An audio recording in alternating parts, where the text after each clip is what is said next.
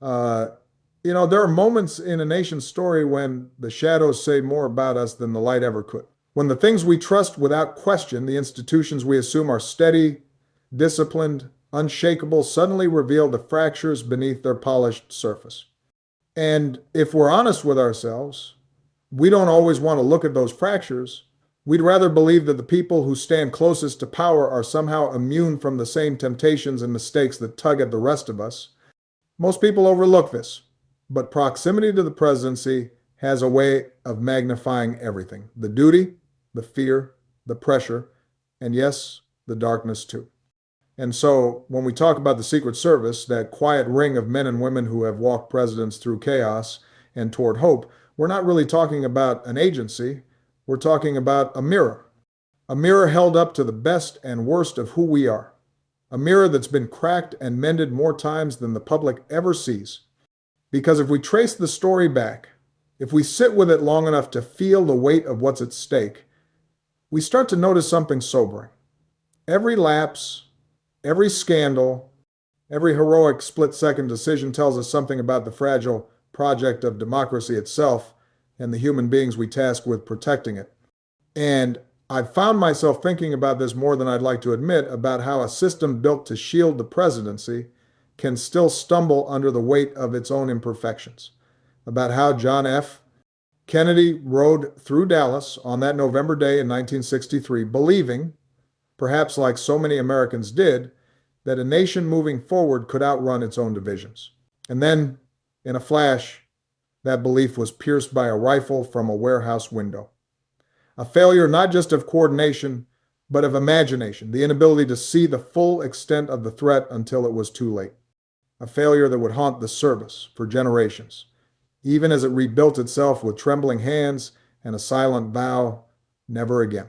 But history has a way of testing our promises, and sometimes it tests them in ways that reveal just how human even our guardians are.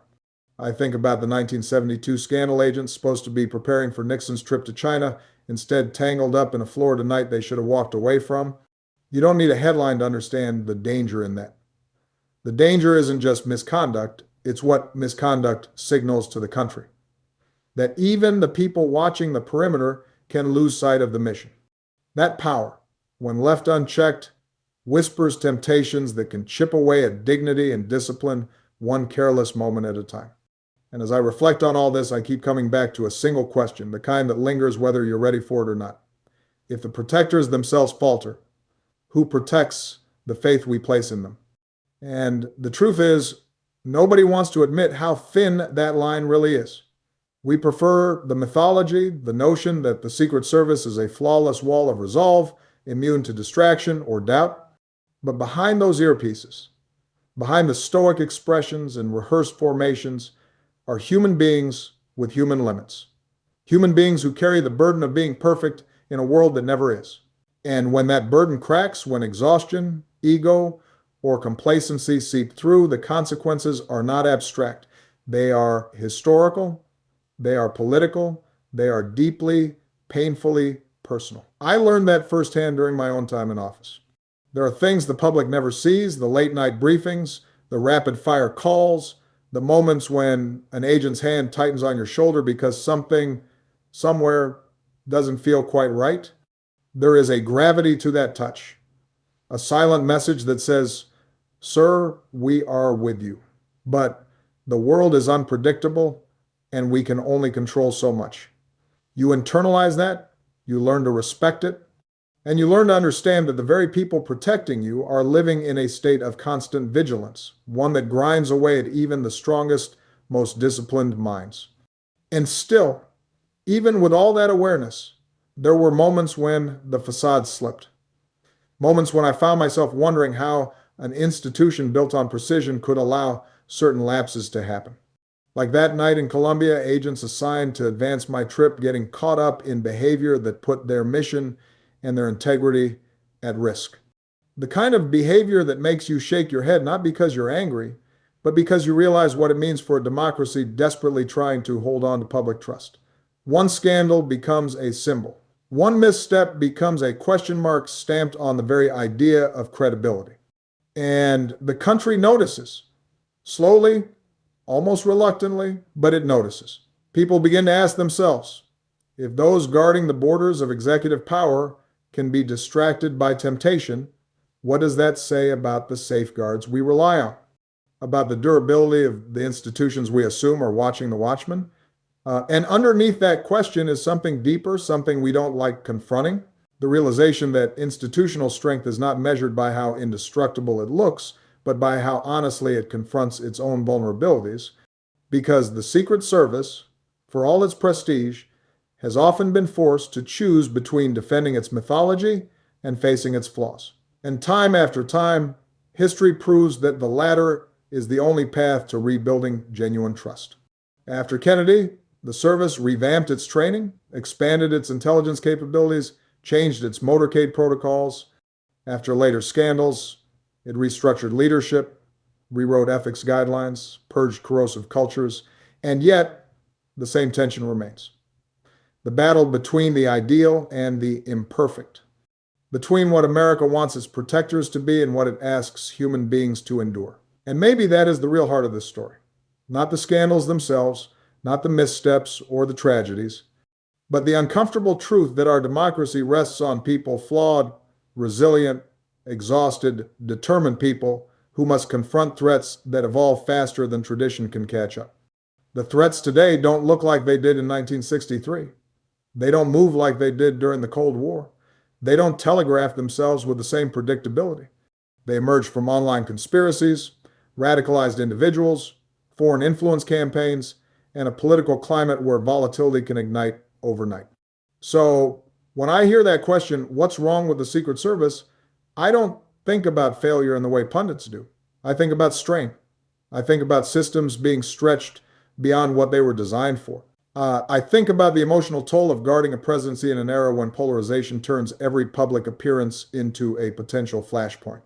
And I think about how an agency built on stoicism must now navigate a landscape defined by unpredictability and hypersurveillance, where every move, every misstep, every crack in the armor becomes viral before the truth even has a chance to breathe. And if we're being honest, brutally, uncomfortably honest, we have to admit that the institution as it stands is no longer calibrated for the world it must protect us from. Not because its people aren't capable, but because the threats have multiplied faster than our willingness to modernize, faster than our political courage to invest in reform, faster than our national patience for the kind of systemic overhaul that doesn't produce headlines but does produce safety. And when you strip away the headlines, the acronyms, the congressional subpoenas, what you find is something far more human, far more unsettling. A culture stretched between heroism and fatigue. A place where the very habits meant to keep presidents alive can slowly harden into routines that blind you to the dangers hiding in plain sight. Because the truth is, complacency doesn't arrive with a thunderclap. It seeps in quietly. It sounds like we checked that section yesterday. It sounds like we've never had trouble on that side of the building. It feels like a shrug, barely noticeable, until the moment a single gunman finds a rooftop or a vantage point that should have been secured hours earlier. I've seen that pattern before. I've felt the weight of it in briefings where the words on the page were drenched in hindsight sentences that always begin with "if only." And you realize that institutions don't fail all at once. They fail in increments, in the micro delays, the missed signals, we'll review that later. They fail when the mission becomes so familiar that urgency starts to feel optional.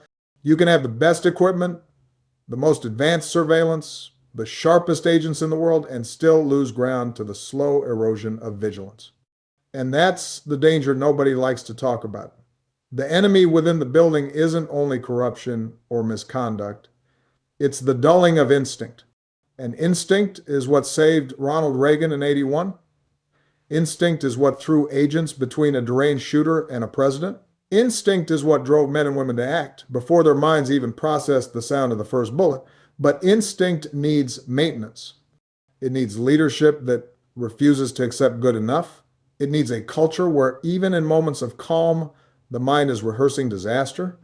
The tragedy in Butler wasn't just a breach, it was the consequence of years of warnings that went unheeded, reports of staffing shortages dismissed as budgetary noise, training protocols updated on paper but not in practice, internal memos describing morale as degraded, and when morale collapses, vigilance collapses with it.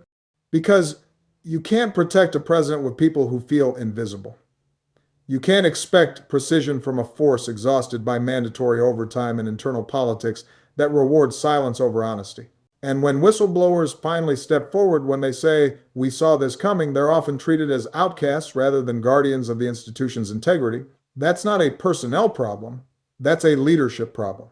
I remember sitting in the Oval Office, reading after action reports written in clinical prose, hiding stories of human fear and human courage.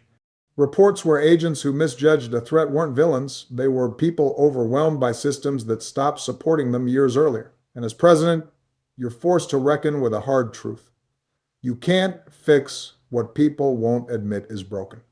Leadership demands more than shifting blame after the fact. It demands building a culture where accountability is not punishment, but protection. Protection of the mission, protection of the public, protection of the people who stand between danger and democracy.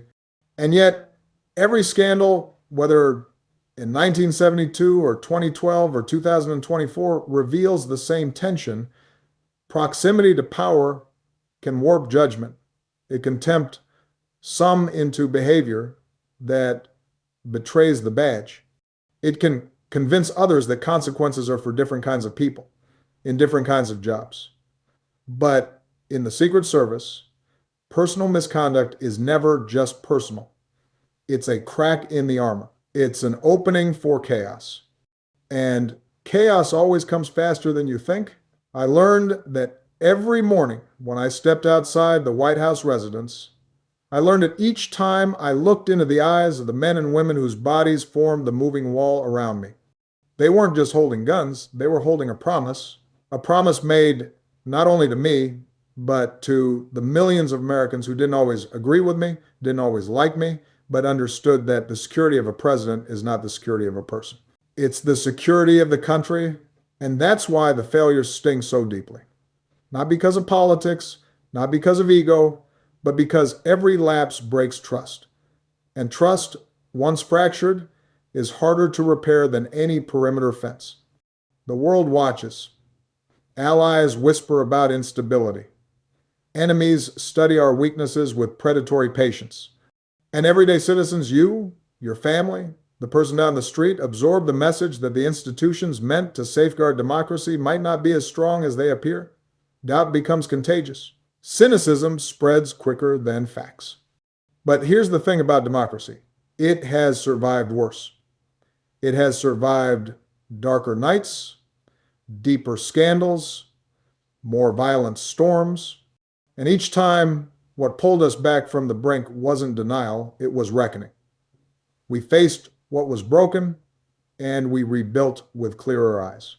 And that's what the Secret Service must do, not to preserve tradition, but to preserve purpose.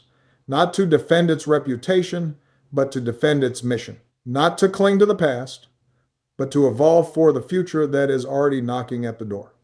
Because threats today are faster, more decentralized, more unpredictable than anything the agency was designed to handle a generation ago. Lone actors radicalized in online echo chambers, drone-borne weapons, AI-assisted targeting, security perimeters that can be breached digitally before they're breached physically. You can't confront 21st century danger with 20th century complacency.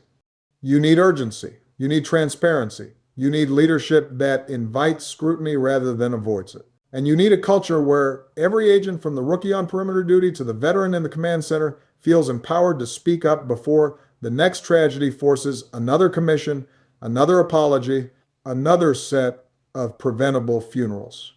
And here's the truth most people never see. An agency built on silence cannot thrive in an environment where silence is the very thing that kills.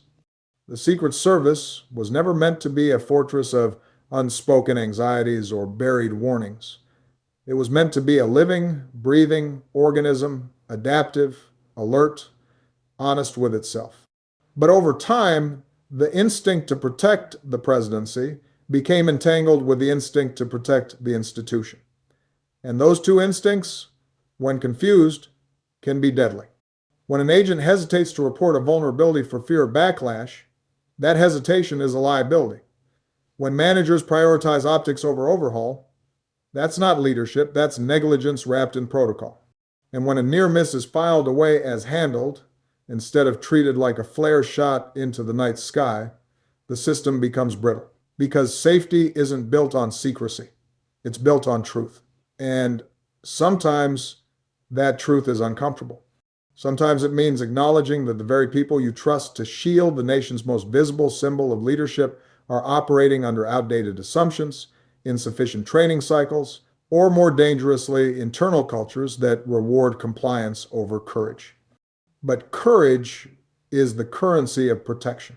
I saw it in the quiet professionalism of the agents who guarded my daughters, men and women who carried the weight of responsibility with a seriousness that still humbles me. They weren't just protecting the children of a president, they were protecting the childhoods of two young girls who didn't ask for the spotlight but lived in it. And every time I watched those agents scan a room, reposition their bodies, anticipate threats no one else noticed, I was reminded of the extraordinary demands we place on ordinary people. But extraordinary demands require extraordinary support. And when that support collapses, so does the mission. What happened in Butler didn't begin in Butler.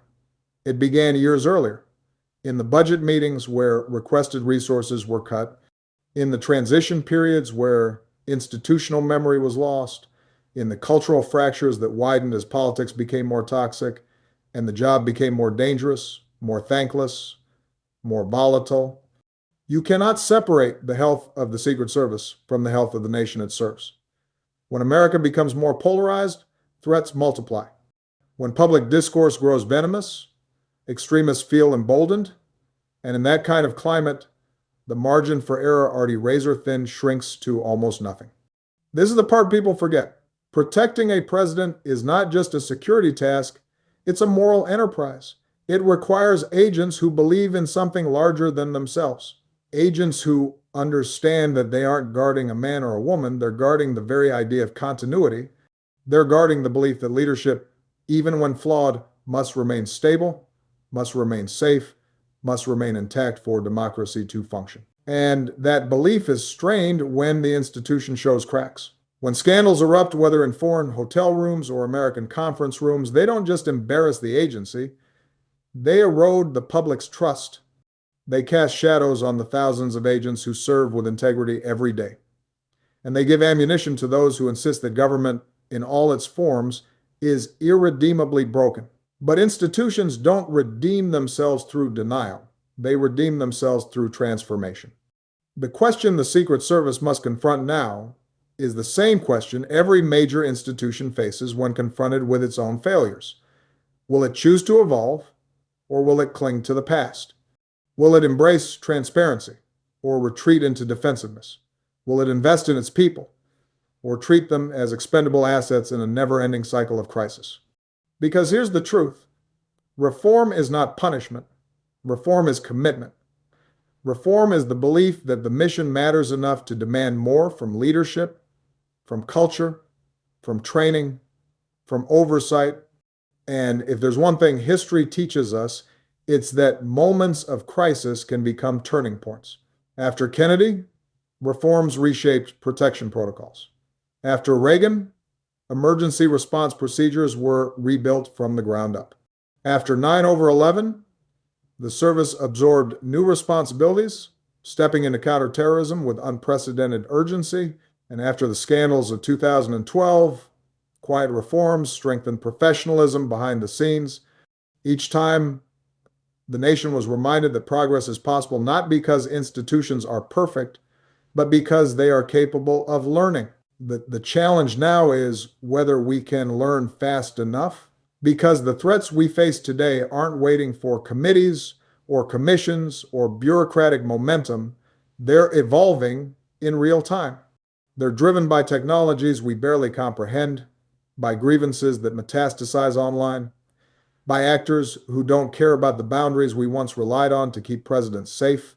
And so the question becomes, can the Secret Service build a future where vigilance is constant, where accountability is cultural, where truth is welcomed rather than feared? I believe it can, but only if we stop pretending that heroism alone is enough. Only if we recognize that courage must be matched with competence, and competence must be reinforced with resources, and resources must be guided by leadership willing to confront its own blind spots. Because at the end of the day, protecting the presidency is about protecting the republic. And the republic survives not because it ignores its flaws, but because it has the strength to face them. And when you strip away the symbols, the protocols, the armored vehicles, and the earpieces, you're left with something remarkably human: fear, duty, loyalty, exhaustion, pride. These are not abstractions. They're the raw materials of every decision an agent makes in those split seconds that history later judges with the clarity of hindsight. Fear is real. Anyone who pretends otherwise hasn't stood in a crowd where a single hand movement can change everything. Duty is real. It's the gravity that keeps an agent from stepping away when instinct begs for safety. And loyalty. Well, loyalty is complicated because it's not just loyalty to the person they protect, it's loyalty to the oath, to the idea of America, to the belief that no individual's shortcomings can outweigh the value of continuity. But exhaustion is real too. And an exhausted institution cannot be a vigilant one. You feel it in the weight. Agents carry on long flights when sleep comes in fragments and vigilance becomes muscle memory. You see it in the moments between moments, the quick scan of a hallway, the tilt of the head toward a small sound in the distance, the way a room is mapped in the mind before a single step is taken. You see it in the days when threats spike and agents push past the reasonable limits of the human body, trusting that their training will fill in the gaps. That kind of pressure leaves a mark. And when the culture around them is reluctant to acknowledge those marks, when leaders are quicker to issue press releases than to fix systemic problems, fatigue turns into fracture, fracture turns into oversight lapses turn into tragedy, and tragedy becomes a national wound. We've seen that wound before. We saw it when the country watched Kennedy's motorcade on that bright Texas day, optimism shattered by a rifle shot. We saw it when Reagan fell, when the world held its breath as his agents tore him away from the line of fire. And more recently, we saw it when the unthinkable happened, at a time when we believed our security apparatus was too advanced, too modern, too prepared to let something so basic go wrong. But history doesn't reward arrogance, it punishes it. And the moment we start assuming invincibility is the moment we invite disaster. That's why the path forward can't be built on denial. It has to be built on the kind of humility that comes from hard lessons. It requires acknowledging that no president, no administration, no political moment exists outside the vulnerabilities of the human beings sworn to protect them. It means listening to the young agent who sees a flaw before a senior official acknowledges it. It means investing in technologies that prevent mistakes rather than simply investigating them afterward. Most importantly, it means cultivating a culture where truth is not a threat, where speaking up is seen as allegiance, not insubordination. Because silence is dangerous. Silence in a protection detail is as deadly as silence in a democracy. And just as our nation relies on citizens willing to raise their voices when injustice arises, the presidency relies on protectors willing to raise their voices when risks emerge. Leadership, real leadership, creates room for that honesty. It doesn't punish it. It doesn't bury it under layers of bureaucracy. It doesn't wait for tragedy to justify the reforms that common sense already demands. When institutions ignore their own internal truth tellers, they dim the light that guides them forward. But when they embrace those voices, when they elevate them, they begin the slow, essential work of rebuilding trust, both within the ranks and across the country. That trust is the cornerstone of effective protection. It's the difference between an agent hesitating and an agent acting with clarity. It's the difference between a near miss and a catastrophe. And in a nation where political tensions are stretched thin, where leadership is scrutinized with a glare brighter than ever before, that trust becomes the shield that protects not just a president, but the entire democratic experiment. Because the truth is, every lapse echoes far beyond the moment. Every incident becomes evidence in the ongoing trial of whether our institutions still deserve the faith we place in them. And if that faith erodes too far, we risk losing something far greater than physical safety. We risk losing the belief that we can hold ourselves to higher standards. We risk losing the belief that accountability is possible. We risk losing the belief that progress, however slow, is still within reach.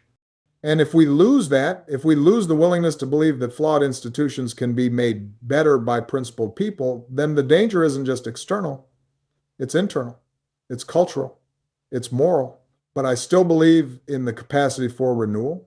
I've seen too many people rise above fear, too many individuals choose integrity when no one was watching, too many workers in the shadows of our government give more than they ever receive. I've seen the quiet heroism that forms the backbone of public service.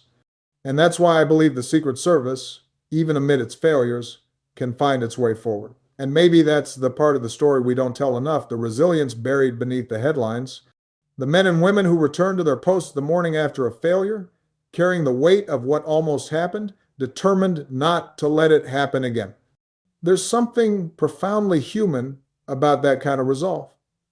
It's not glamorous, it's not celebrated, but it's real.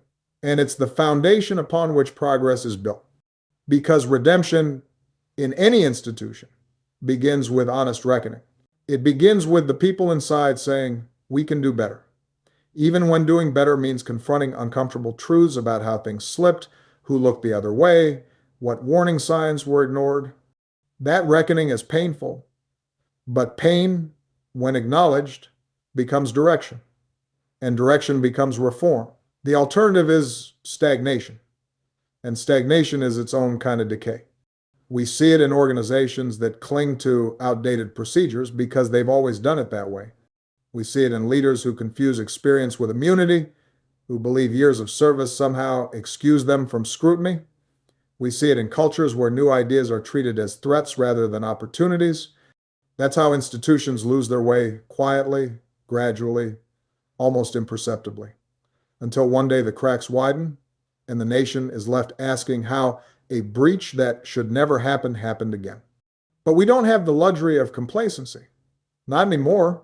Not in an era where threats can be transmitted through a post online, a drone in the sky, a radicalized mind behind a keyboard. Not in a political climate where anger spreads faster than reason, where violence feels increasingly accessible, where public figures become lightning rods for resentment. The Secret Service doesn't operate in a vacuum. It operates inside a country wrestling with its own divisions. And those divisions amplify the stakes. When the rhetoric escalates, the risk escalates. When mistrust deepens, danger deepens. When citizens stop seeing their political opponents as human beings and start seeing them as enemies, the work of protecting the presidency becomes an exercise in navigating a nation's psychological fractures as much as its physical ones. So the question becomes, how do you protect a leader when the country itself is struggling to protect its sense of unity? You start by rebuilding legitimacy, not the counterfeit legitimacy that comes from polished press statements or choreographed displays of confidence, but the real legitimacy that grows from transparency, accountability, and a willingness to say, this is where we failed, this is what we're fixing, this is how we move forward together. Legitimacy earned through humility, legitimacy rooted in truth, legitimacy that gives both the public and the agents themselves reason to believe that their institution is committed to its mission, not just in words, but in action. And that mission, at its core, is about stewardship. Stewardship of the presidency, stewardship of democracy, stewardship of the fragile idea that leadership, regardless of who occupies the Oval Office, is worth protecting for the sake of the nation's continuity.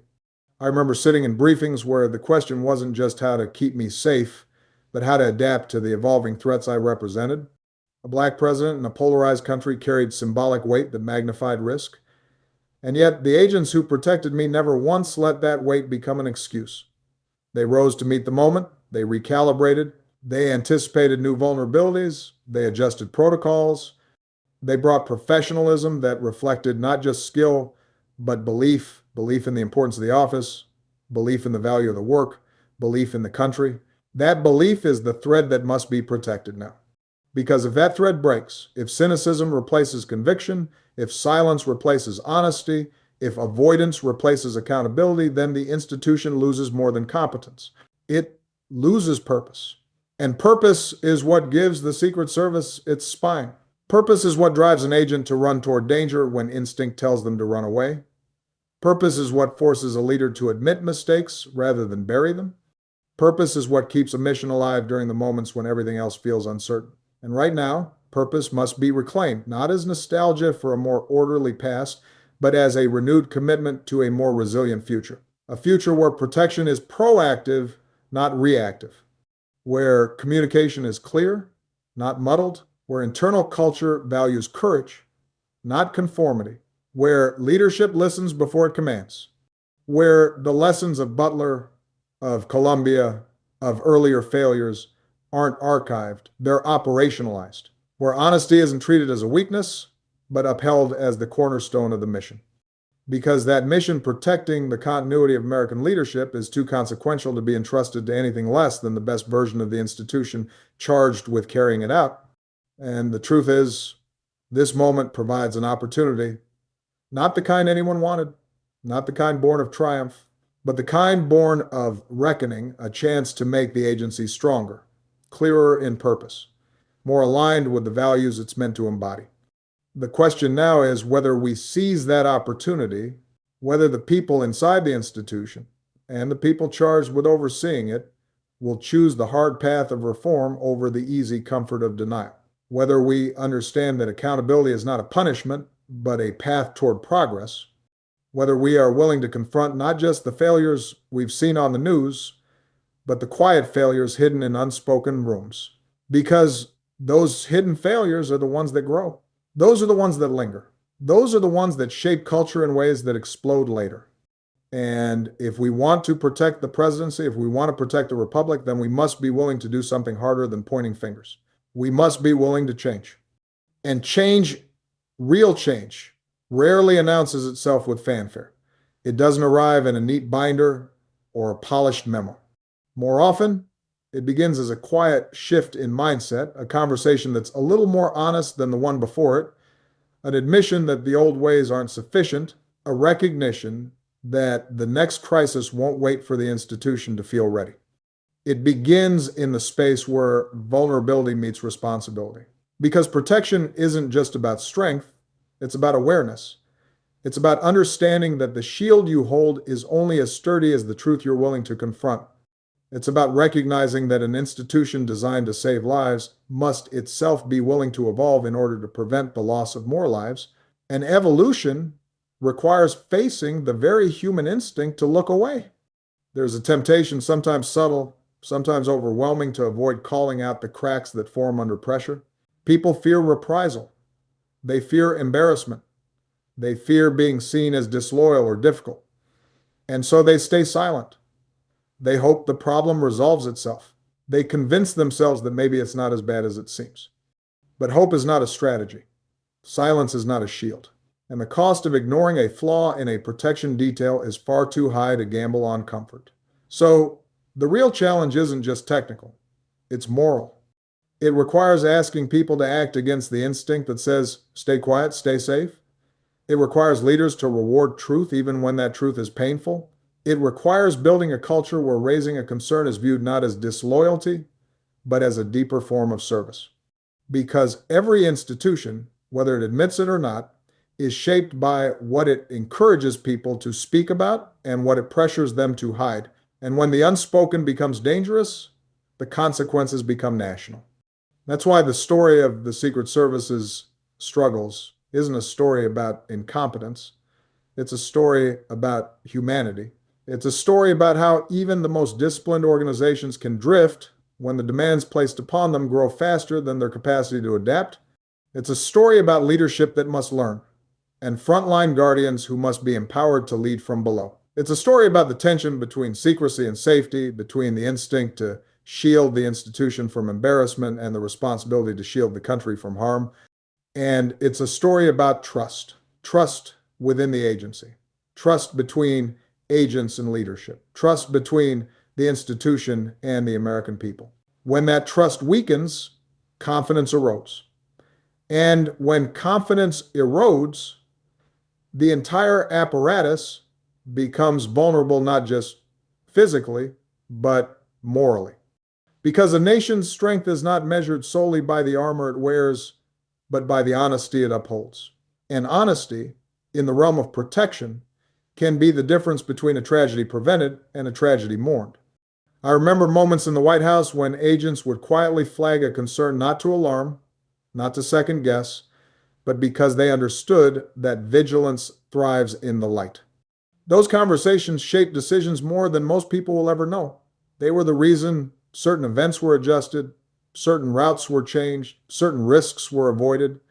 In those moments, the institution worked the way it was meant to work, not perfectly, but faithfully, not flawlessly, but with integrity. But not every concern finds its way to the surface, and not every leader creates space for the truth to rise. That's what needs to change now, because the threat landscape isn't waiting for the agency to catch up. The forces that drive political violence are evolving by the hour. And the stability of the presidency, the stability of the country depends on whether the Secret Service can evolve with equal urgency. That evolution must be strategic, not cosmetic. It must address training that hasn't kept pace with modern threats. It must address communication gaps that turn seconds into casualties. It must address leadership structures that sometimes value hierarchy over clarity. It must address cultures where mistakes are whispered about but never analyzed, where after-action reports become paperwork instead of guideposts. And it must address an American reality where political temperatures run hotter, where threats multiply in digital spaces, where individuals convinced of their own righteousness are willing to cross lines that once held firm. Protection today is no longer a matter of predicting where danger might come from. It's a matter of understanding that danger can come from anywhere. And that understanding requires humility, humility to admit that no system is perfect, humility to listen to the people closest to the task, humility to accept that progress is not the absence of failure, it is the willingness to learn from it. That humility is what transforms a reactive institution into a resilient one. But resilience also requires resolve, the steady, disciplined resolve to push forward even when the work is exhausting, even when the criticism is sharp, even when the progress feels invisible.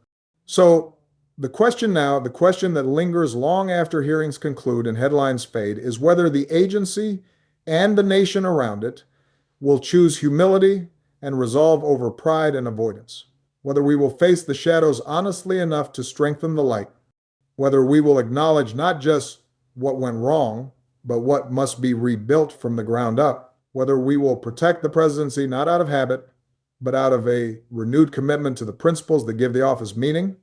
But let me tell you why this moment, right now, matters more than we realize. Because most people have grown so accustomed to distraction that they can't imagine life without it. The noise feels normal. The scrolling feels harmless. The attention splitting feels inevitable. And when something feels inevitable, we stop questioning it. We stop evaluating it. We stop challenging its impact on our mind, our relationships, our ability to think clearly. And that, my friends, is how a society slowly drifts away from itself without ever noticing the pull. Here's the thing. Distraction doesn't show up like a villain. It doesn't announce itself with a sinister grin. It shows up quietly, wrapped in convenience, delivered by algorithms that promise to know us better than we know ourselves. And before we know it, we're outsourcing our focus, our choices, even our emotional landscapes to something that learns our vulnerabilities at a granular level. This isn't science fiction. It's Tuesday afternoon on every phone in America. And if we're honest with ourselves, really honest, the real danger of this isn't that we're losing time, it's that we're losing depth, because you can't build a meaningful life in 5-second intervals. You can't understand yourself if you never sit long enough to hear your own thoughts. You can't grow if your mind is constantly being rerouted by microstimuli designed to keep you on the surface of your own existence. And I have to tell you, this is not just about personal wellness. This is not about meditation apps or productivity hacks. This is about sovereignty, cognitive sovereignty, the quiet internal authority that says, I choose what enters my mind. I choose what shapes my attention. I choose the stimuli I allow to define my inner world. Because let me be blunt here. If you cannot control your attention, someone else will. And the people who understand that, who understand the economic power of keeping a society distracted, they are not slowing down. They're innovating, iterating, optimizing, not for your well being, but for your engagement. But even against all that, even against trillion-dollar ecosystems designed to fragment the mind, I remain hopeful. I really do. Because I believe that human beings still have the capacity to reclaim something essential, something ancient, something deeply wired into the architecture of being human: presence. And presence is not naive. Presence is not passive. Presence is not weak. Presence is resistance. Presence is what allows you to step out of the digital whirlpool, even for a moment, and say, I'm still here. I'm still me. I still get to shape the story. And if enough people do that, well, that's when things begin to shift, because one focused human being is more powerful than 1,000 distracted ones. Now, here's where the story turns, because every generation faces a defining question, a question that doesn't just shape policy or politics, but identity, a question that forces a society to ask itself who it really wants to become. And for us, for this moment in history, the question is simple but profound. What kind of mind survives the future? Not the future we fantasize about, not the future in glossy tech commercials. The real future, the one arriving faster than our values can adapt, the one where artificial intelligence evolves more quickly than human wisdom. In that future, the most valuable resource is not data, it's not processing power, it's not innovation, it's awareness, the ability to stay awake in a world that profits from putting you to sleep. Because think about it. Every major institution, media, politics, entertainment, technology is competing for the same finite thing: your attention. And in that competition, nuance dies, reflection dies, long-term thinking dies. Even truth begins to erode, not through censorship, but through saturation. When everything is loud, nothing is heard. When everything is urgent, nothing feels important. When everything is content, nothing becomes meaning. This is how a civilization becomes overstimulated and underdeveloped. This is how a mind becomes busy and empty at the same time. But here's the part that gives me purpose. The part that keeps me from sinking into cynicism like so many people understandably do. Human beings have always had the ability to adapt our attention, to reclaim the narrative, to course correct when we recognize that the path we're on no longer aligns with the people we want to be. And I believe truly that we are on the edge of another one of those course corrections. Because more and more people are starting to say, I don't want a life built out of dopamine spikes. I don't want to be emotionally engineered by a machine. I don't want my identity shaped by the next trending outrage. I want to be grounded, present, whole. And that desire is powerful. Stronger than any algorithm, stronger than any platform, stronger than any technological wave. Because an algorithm can predict your preferences, but it cannot predict your awakening. It cannot predict the moment you decide that your attention is not a commodity. It's a compass pointing either toward your highest potential or your slow decline into fragmentation. And when a person decides they want that compass back, well, that's when transformation begins. Not instantly, not neatly, but unmistakably, because once you see the cost of constant noise, you can't unsee it. Once you feel what a clear mind tastes like, you can't forget it. And once you realize how much of your life you've been giving away in microscopic pieces, every swipe, every scroll, every distraction, something inside you begins to demand more. More clarity, more meaning, more authorship over your own inner world. And that right there is where freedom starts. Not the loud freedom politicians promise, but the quiet freedom no one can take away. The freedom of a focused mind. But here's the truth. We don't like to admit focus isn't just a skill. It's a form of self-respect. Because every time you give your attention away to something unworthy, every time you let noise dictate your direction, Every time you surrender your peace to a device designed to keep you uneasy, you're making a quiet statement about your value. And over time, those small statements add up. They shape your habits, they shape your worldview, they shape your identity. People think identity is built through grand milestones, graduation, marriage, achievement, failure. But identity is built in the micro choices we make when nobody's watching. What you click, what you consume, what you tolerate, what you allow to occupy the space inside your head. Your mind is a home, and every day you're either furnishing it with purpose or cluttering it with chaos. Now, here's where AI complicates things. For the first time in human history, the world isn't just competing for your attention, it's customizing its attempts. Every recommendation is tailored, every notification is engineered, every digital environment is optimized to keep you reactive, not reflective. The danger is not that machines will become conscious. The danger is that humans will stop being conscious.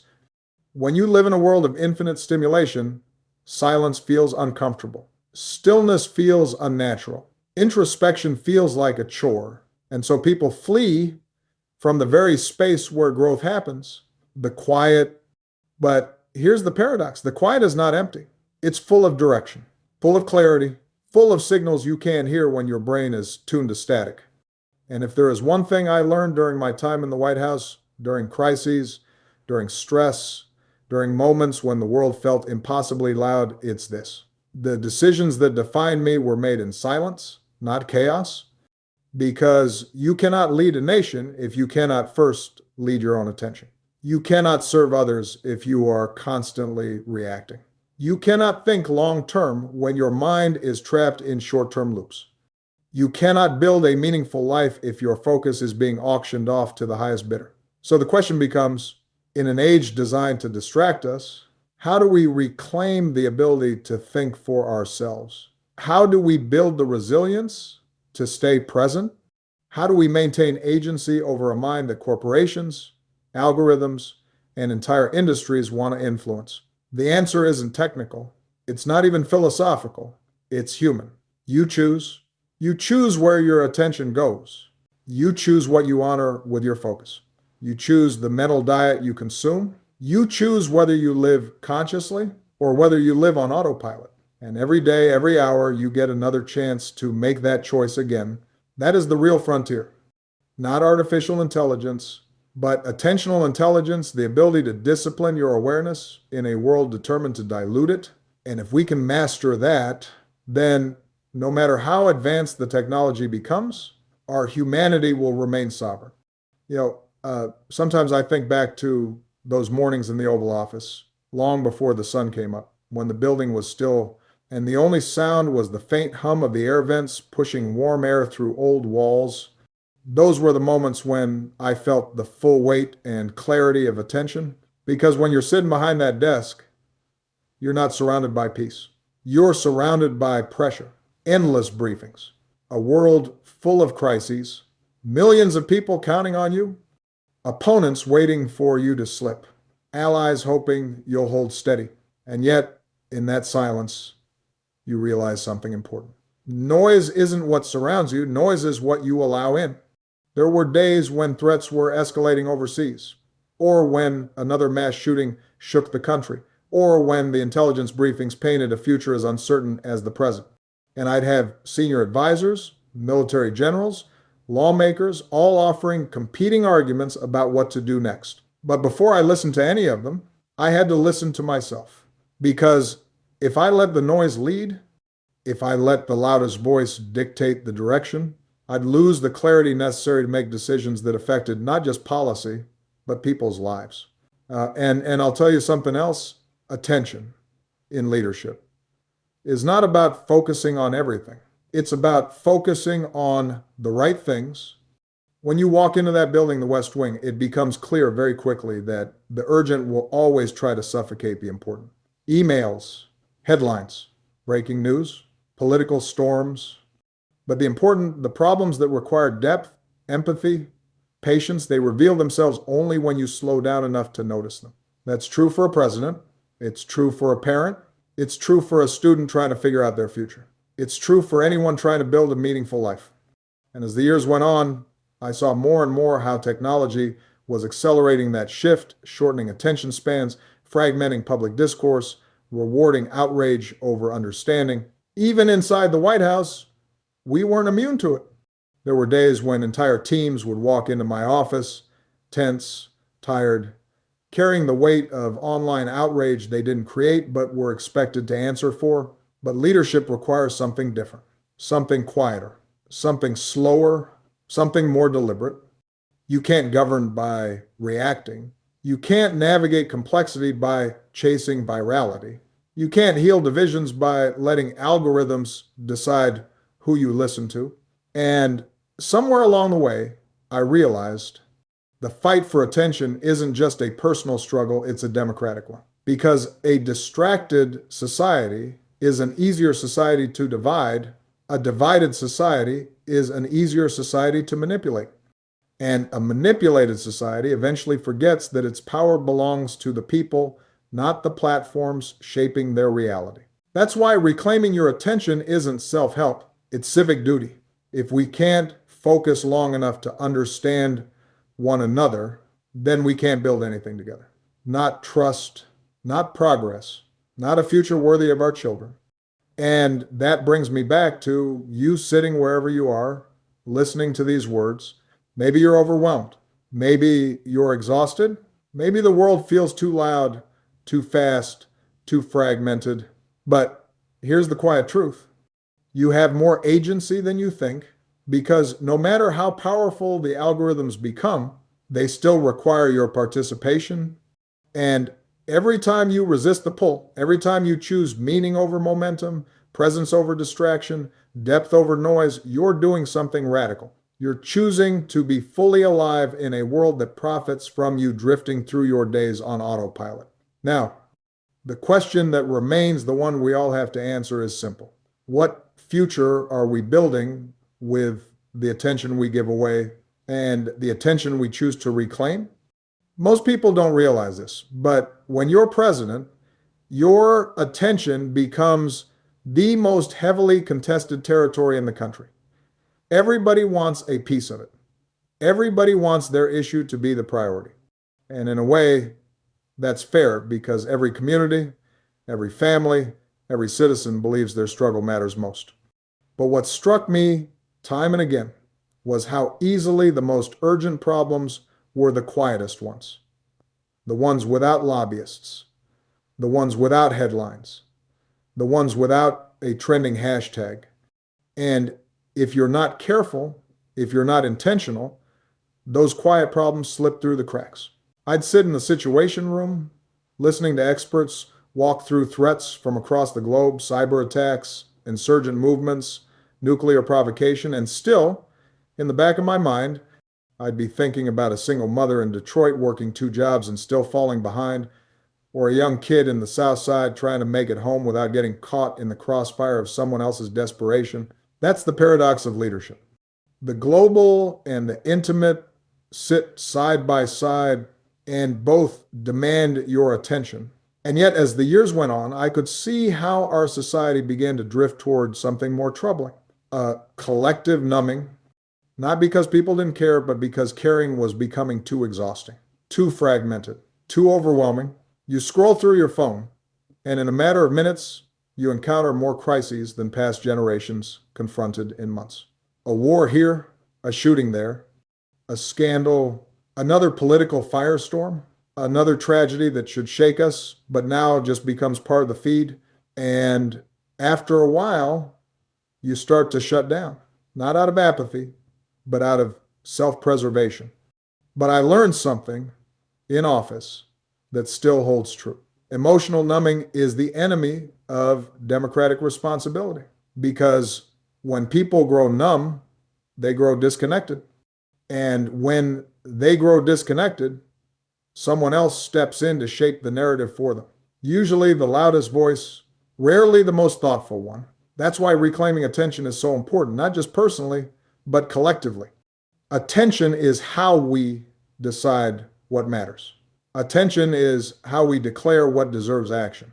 Attention is how we preserve our capacity for empathy, and empathy, more than any policy or law, is what sustains the idea of America. And I'll tell you something else. During my years organizing in Chicago, long before politics, I realized that the most destructive form of distraction is hopelessness. Because when people believe nothing can change, they stop trying. And when they stop trying, the system, whatever shape it takes, gets exactly what it wants. Compliance without engagement. But when people believe their voice matters, when they believe their attention carries weight, something shifts. Communities organize, young people vote, workers demand fairness. Parents speak up at school board meetings. Small acts become movements. That's how democracy renews itself, not through grand speeches in Washington, but through ordinary folks deciding they're not going to look away from the issues that shape their lives. And maybe that's the real challenge of our time. In a world designed to divide our focus, can we choose together to reclaim the parts of ourselves we've given away so freely? Can we slow down enough to hear one another again? Can we resist the temptation to reduce our neighbors to caricatures? Can we quiet the noise long enough to rediscover the common ground we keep insisting doesn't exist? Those questions aren't rhetorical. They're the ones that determine whether our democracy strengthens or erodes. And the truth is, the answer doesn't start in the White House. It starts with all of us choosing where we place our attention and who we allow to shape our understanding of the world. And as I look back on those years, the briefings, the crises, the impossible choices that come with the job, what stays with me most are not the moments of noise, but the moments of clarity that emerged in spite of it. I remember evenings in the Oval Office when the lights were low, the folders stacked high on the desk, and the West Wing had finally gone quiet. And in that stillness, I'd ask myself the same question over and over again. What deserves my attention right now? What will matter decades from today, long after the headlines fade? Because the truth is, attention is not just about focus, it is a form of leadership. It's a way of deciding this issue matters, this person matters, this injustice cannot be ignored. And in those quiet hours, I'd think about the Americans whose attention was being pulled in 1,000 different directions, not because they didn't care, but because the world had become too loud, too fast, too relentless. People weren't losing their values, they were losing their bandwidth. And I understood that because even in the presidency, with all the structure, all the staff, all the support, attention remained the rarest resource. The one thing even the most powerful office in the world couldn't manufacture. So if it was hard for me, with every advantage imaginable, how much harder must it be for the teacher grading papers until midnight, or the factory worker juggling schedules, or the kid trying to study in a home full of chaos, or the parent praying they can hold everything together one more day? You start to realize that distraction isn't always a choice. Sometimes it's a condition people are trying to survive. And that's why this moment, this age of algorithms and infinite content demands something deeper from all of us. Not perfection, not constant vigilance, but a willingness to pause, even briefly, and ask ourselves, what am I giving my mind to? Who benefits from the way I spend my attention? And who suffers when I hand it over without thinking? Because while AI may shape our habits, it cannot dictate our values unless we allow it to. And I know people worry about machines taking over or influencing our decisions in ways we don't fully understand. But what weighs on me even more is the possibility that we surrender our agency not through force, but through convenience. That we trade depth for efficiency, curiosity for certainty, reflection for impulse. And once you make that trade enough times, you don't just change your habits, you change your character. I saw this up close in politics. People who once took time to wrestle with ideas began reacting to headlines. People who once valued nuance began rewarding outrage. People who once listened stopped listening because listening takes attention. And attention takes discipline. And discipline takes hope, the belief that something meaningful can come from staying engaged. Without hope, distraction becomes the default setting of a society. And I'll tell you, hope is not passive. Hope is not soft. Hope is not naive. Hope is the decision to focus on what builds rather than what breaks. It is the choice to invest your attention in the future rather than the impulse of the moment. And in a world engineered to fragment us, that choice becomes an act of courage. So the challenge before us as individuals, as communities, as a nation is simple but not easy. Can we reclaim the parts of ourselves we've outsourced to the noise? Can we create enough stillness to remember what matters? Can we resist the temptation to let distraction become destiny? Because if we can do that even imperfectly, then no matter how powerful the technology becomes, we remain the authors of our own story. And here's something I've learned, something I didn't fully understand until the weight of the office pressed against my shoulders. Your attention is not just what you look at, it's what you live by. It shapes the trajectory of your choices, the tone of your relationships, the health of your democracy. And over time, it defines the kind of person you become because who you are is the sum of what you return to again and again when the world goes quiet. When I think about the pressures of the modern age, the endless speed, the engineered outrage, the algorithms that seem to know us better than we know ourselves, I can't help but think about the young people I've met across this country, bright, ambitious, full of promise, but often exhausted before their lives have even begun. Not because they lack ambition, not because they lack intelligence, but because they're drowning in stimulation that never lets them breathe. When you're living inside an ecosystem that rewards speed over thought, reaction over reflection, noise over nuance, it becomes harder to ask the deeper questions. Who am I becoming? What kind of life am I building? What direction am I truly heading? I've heard teachers talk about students who can analyze complex theories but struggle to sit still long enough to finish a paragraph. I've heard parents describe their kids as present in body but miles away in mind. I've heard young adults confess that even moments of joy feel interrupted because their attention is always half invested somewhere else. And look, I'm not pointing fingers. This is not a generational flaw. It's a design choice made by industries that profit from pulling us away from ourselves. But here's the thing. Even in an engineered environment, you still have agency. Maybe not over the entire system, but over the way you move through it. During my years in the White House, there were days when the chaos felt relentless, when crises were hitting from every direction, and it seemed like the world was on fire. And yet, I learned that the only way to navigate that kind of storm is to build small islands of focus. A walk on the South Lawn, a moment of silence before a briefing, a quiet conversation with Michelle after a long day. Those moments didn't change the circumstances, but they changed me. They sharpened my judgment, they protected my integrity, they gave me enough clarity to make decisions I wouldn't regret. And I think in our own way, all of us need that discipline, that willingness to reclaim small pockets of control in a world that constantly seeks to take it. Because when you're always reacting, you lose the ability to choose. And when you lose the ability to choose, you lose the ability to live with intention. And that's how people wake up one day, whether they're 20 or 50, and realize they've been drifting through a life they never consciously designed. So maybe the question isn't just how AI is changing us. Maybe the question is what we're allowing it to change and what we're willing to protect.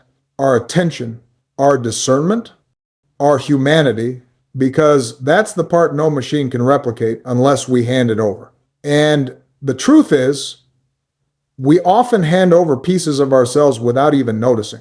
A few minutes here, a distracted conversation there, a moment when we choose convenience over curiosity. But the good news, and I believe this, is that the same small choices that lead us away from ourselves can also lead us back. All it takes is awareness. All it takes is one moment of pause. All it takes is deciding that your mind is a place worth respecting.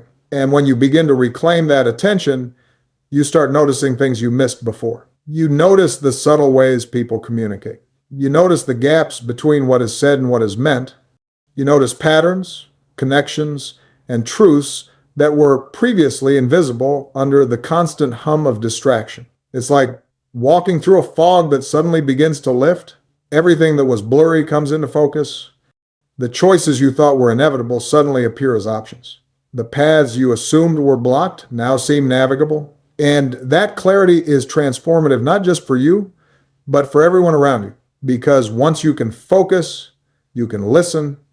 Once you can listen, you can understand. Once you can understand, you can act with intention rather than impulse. I think about this in the context of our democracy too. We often talk about technology as a neutral tool, but it's not neutral if it captures the very faculty that allows citizens to engage thoughtfully, to deliberate, to question, to participate fully. A distracted citizen is less likely to vote, less likely to debate, less likely to confront injustice, less likely to see the humanity in those who disagree with them. And that erosion, subtle as it may be, accumulates over time. The fabric of civic life frays when attention is habitually diverted, and the institutions we rely on, courts, legislatures, law enforcement, even the media, are only as strong as the engaged citizenry that sustains them. So, attention isn't just a personal responsibility, it's a civic duty, it's a moral obligation, and that obligation doesn't ask for perfection. It asks for vigilance, it asks for curiosity, it asks for the courage to step back, to think deeply, and to act intentionally. Because in the end, living a life of intention is also an act of resistance. Resistance against the forces that seek to fragment us, resistance against the forces that profit from our distraction, resistance against the temptation to surrender our awareness in exchange for convenience or comfort. And yes, it is hard. It is uncomfortable. It requires discipline. It requires patience. It requires hope, a belief that the small choices we make every day are worth the struggle. But I believe it is possible because I've seen it happen in classrooms, in neighborhoods, in families, in communities where people have chosen to slow down, to focus, to reclaim agency over their attention. And when that happens, it ripples outward. One focused individual can inspire another. One community that prioritizes reflection can influence a larger society. One nation that values attentional discipline can resist the forces that would divide it. And that ultimately is why I remain hopeful even in the midst of constant distraction, constant pressure, constant change. Because I've learned that the human spirit, when it chooses to be present, can rise above any algorithm, any noise, any engineered distraction. And that presence, that reclaiming of attention, that intentionality, that clarity is what allows us to live meaningful lives, to build resilient communities, and to uphold the fragile, beautiful experiment that is democracy. So I ask you now, in the quiet moments that follow this reflection, where will you place your attention today? Who will you allow to shape your understanding of the world?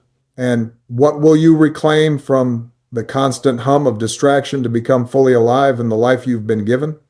Because the answers to these questions matter more than we realize. They determine not just our days, but our character. Not just our habits, but our society. Not just our survival, but our humanity. And as we step back from the noise, as we pause to reflect, we begin to see something important. Life is measured not just by what happens to us, but by how attentively we live it. Every choice we make about where we place our focus echoes beyond the moment. Every decision to engage, to resist, to think, to act, it shapes the world around us in ways we often cannot see. It shapes the conversations we have, the communities we build, the institutions we trust. It shapes the future we leave behind. And that, in the end, is the lesson I want to leave you with. That hope, real hope, is not passive. It's not a feeling we stumble upon in times of comfort. It's a decision deliberate, courageous, persistent to claim what is ours, to protect what is important, and to choose the meaningful over the convenient. Hope matters because without it, distraction becomes default. Hope matters because without it, cynicism fills the space where vision should reside. Hope matters because without it, the light of human possibility dims, even when the world around us grows brighter with technological marvels.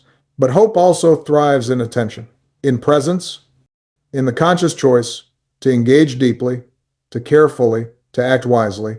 It's in those small, deliberate acts, turning off the endless scroll, listening to someone fully, investing time in a project that matters, that we reclaim our lives, and in turn, reclaim the collective life of our society. Because civilization is not built in a moment of distraction, it is built in the sum of choices made consistently over time. It is built when ordinary people decide to resist the seductive pull of the trivial and instead focus on what truly sustains us: empathy, truth, responsibility, and connection. So I ask you, not as a politician, not as a celebrity, but as a fellow human being reflecting on the weight and beauty of life, where will you place your attention tomorrow? What will you refuse to give away for convenience, for distraction, for comfort? How will you live fully in a world designed to fragment you and, in doing so, contribute to a world that is stronger, wiser, more humane? Because the answers to these questions are not just personal, they are civic, they are moral, they are, in a very real sense, the foundation of the society we hope to leave to those who come after us. And so, as you navigate the days ahead, I encourage you, insist upon presence. Choose clarity over noise. Choose depth over distraction. Choose hope over despair, because attention is not just power. It is freedom. It is agency. It is humanity. And if we hold on to that, if we honor that in ourselves, in each other, and in the world we help create, then even in the face of overwhelming change, even in the shadow of uncertainty, we remain unbroken, capable, and resolute. So I leave you with this thought, a quiet reflection to carry forward. How will you wield your attention today? And what kind of world will you help build tomorrow? What truths will you refuse to overlook? And what possibilities will you choose to bring into the light? Because the answers to these questions, your answers, are the most important ones we will ever give.